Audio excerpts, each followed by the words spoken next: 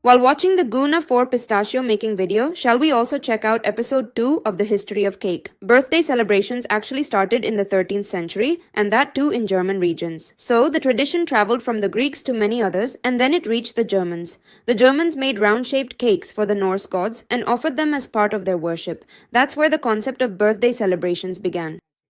I've already posted a video about how candles came to be used on cakes, so check that out too. In Germany, it wasn't just the cake celebration that started, even the word cake itself came from them. In their language, they say kaka, which eventually evolved into the word cake.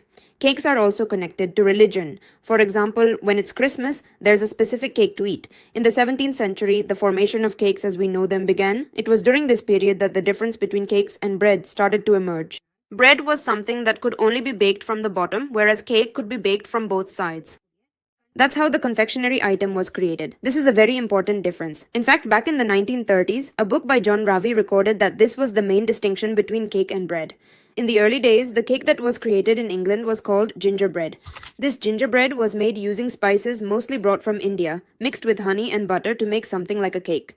Cake was a product that only the wealthy could afford. Especially in Britain, the cake from that region was a bit less, so that ordinary people could afford it. That's how it started in the early days of the city.